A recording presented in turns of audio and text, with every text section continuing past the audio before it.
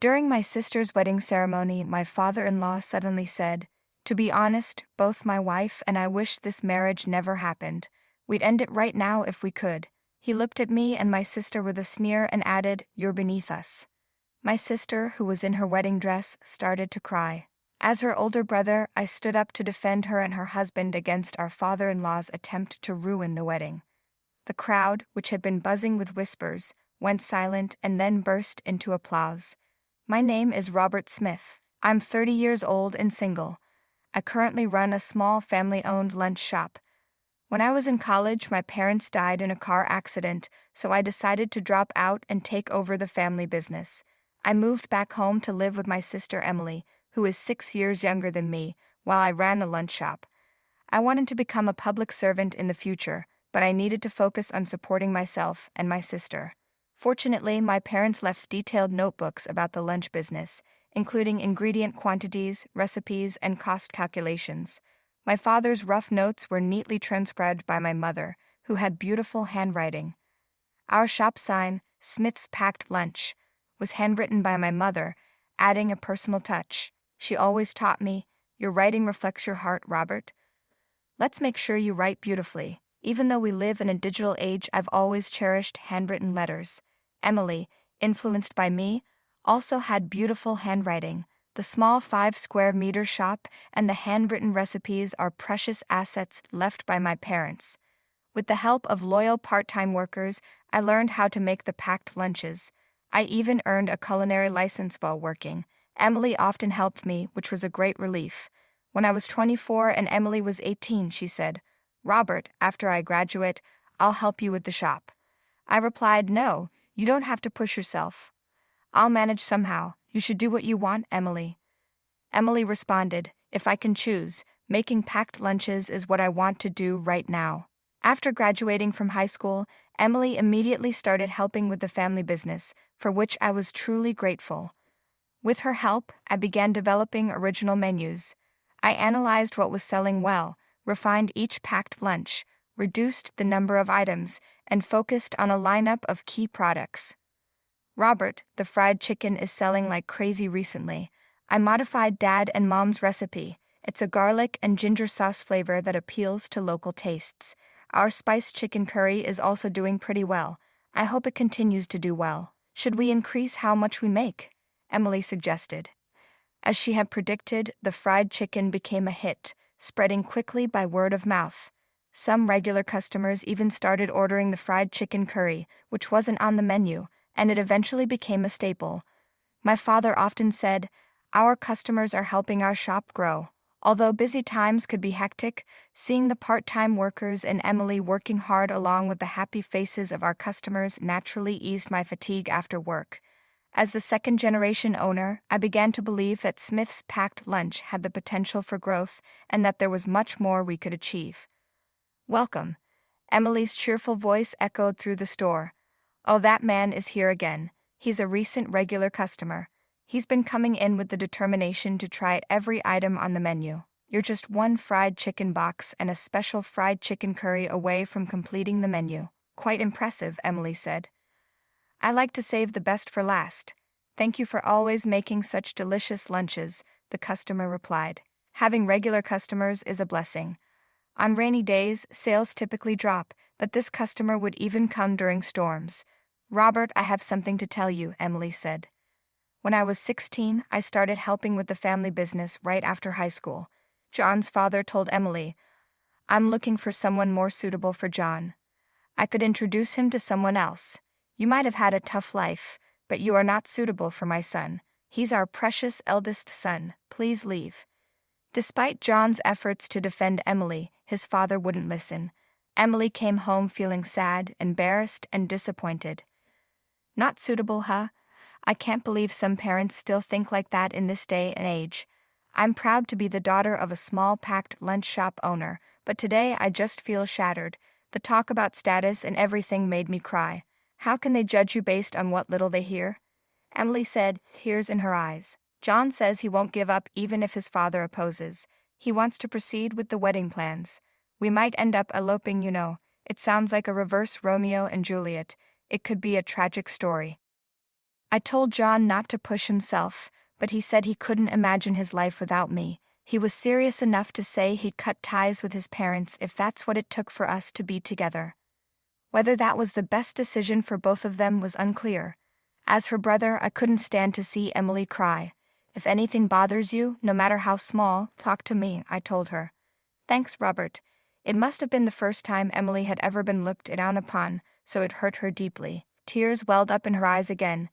John was very serious about marrying Emily. At home, Emily was writing wedding invitations by hand.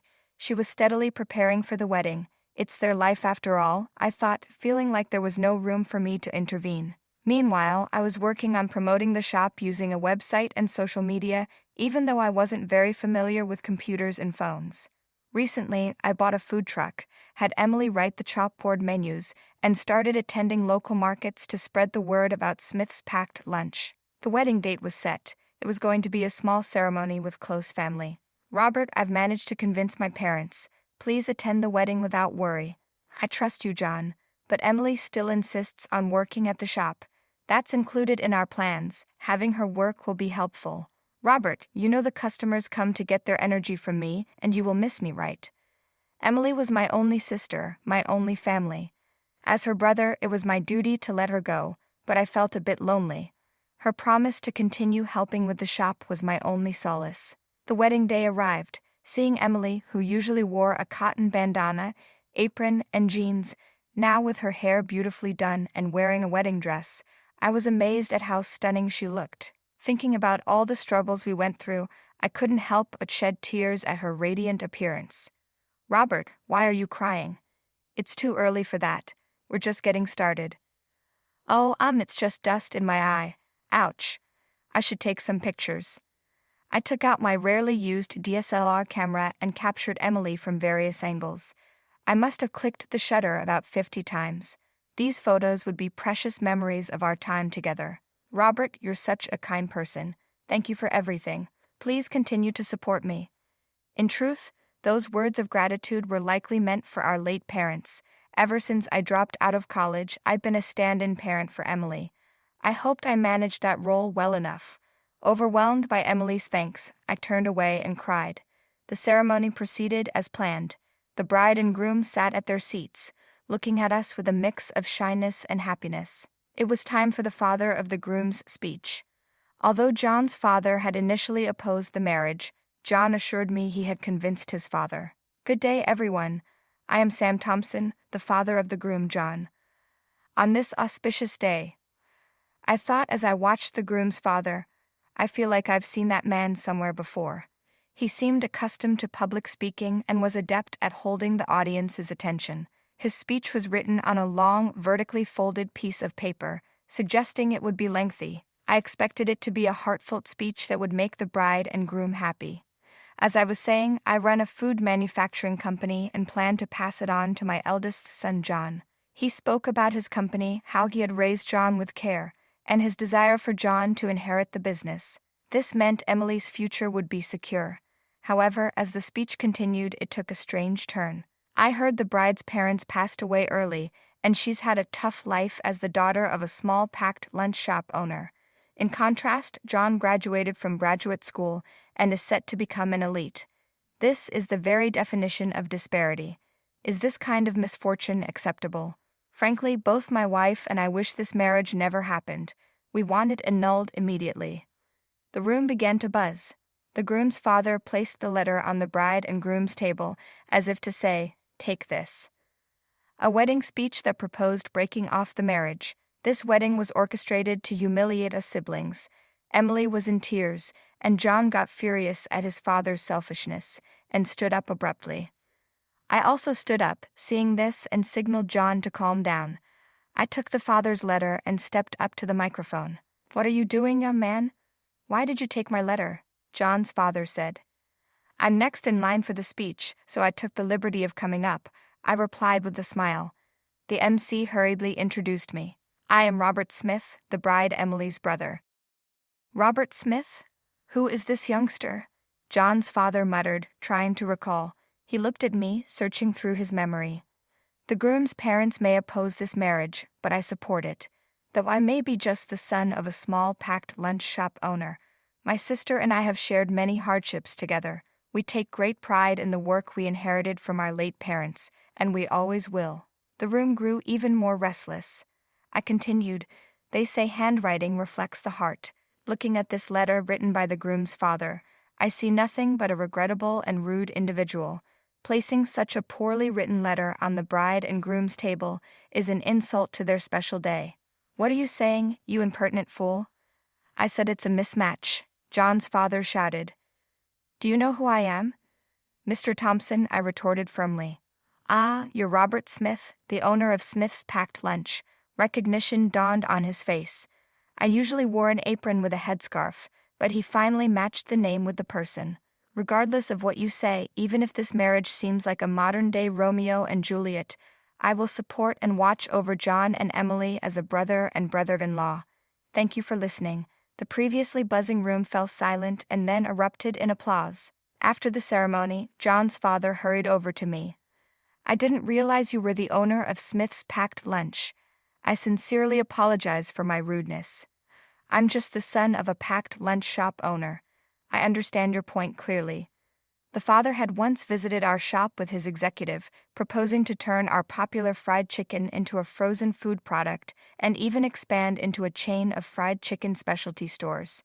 It was a pivotal project for their company, and I had been on the verge of signing the contract, impressed by how much they valued my recipe. But after the way he humiliated my sister and me and embarrassed his own son at the wedding. "Your handwriting reveals your character." My mother's words were right. Handwriting reflects the heart. "Mr. Thompson, please consider the proposal null and void. It's impossible to work with you." "That's impossible. We've already finalized the package design and sent it to the printer.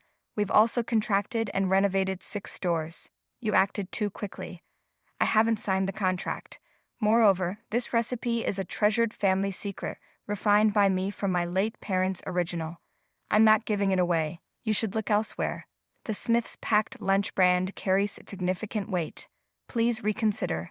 Suddenly, John interjected and cut into the conversation. "Dad, our relationship ends today as promised. I never expected such a betrayal. I'm cutting ties with you." "John, please reconsider. You're the only heir." John shouted with tears streaming down his face. "Who broke our promise first?" Thus, John ceased to be a son to his father. He took on our family name, becoming John Smith. After the tumultuous wedding, Emily and John moved into an apartment near the packed lunch shop. Emily's previously 0-minute commute turned into a 20-minute bike ride. Despite this, she continued to greet customers with her usual cheerful welcome and worked hard in both customer service and food preparation. Handwritten pop signs are now Emily's specialty. They are an indispensable promotional tool for Smith's Packed Lunch. John supported me on the business side, asking, "Robert, is there anything I can help with?" Cutting ties with his parents did not diminish John's exceptional marketing skills. He later established a digital marketing company. With no hair left, John's parents brought in a new president for their food manufacturing company from outside. However, as a chairman, Mr. Thompson was not good at delegating and quickly drove the new president out. He then took on the title of chairman and president himself, but his notorious reputation caused the company to shrink further. The cost of losing John was steep for Mr. Thompson. With John's help, I focused on product development. While creating hip products was challenging, Smith's Packed Lunch gained more recognition. The chicken curry John suggested was initially sold in local convenience stores and supermarkets, but now it can be reached nationwide through online sales. It was even featured in department store catalogs for holiday gifts. It felt like a small stone causing ripples in a pond, expanding slowly but surely. What our late parents built was now blossoming. One day, a woman came for an interview. She was a year older than me. I looked over the resume, and the handwriting on the resume was excellent. The handwriting was beautiful, reminiscent of my mother's. She expressed her love for our packed lunch and store interior. Her sincerity was evident. Emily vouched for her meticulous customer service and work ethic. Handwriting reflects the heart, I thought, captivated by her elegant handwriting. I proposed to this passionate woman. Now we have 2 children, making us a family of 4. Today, we're taking the food truck with our family and my sister's family to a gourmet food festival. The event is at a large park in New York. A large crowd is expected. We've refined our signature fried chicken for this day.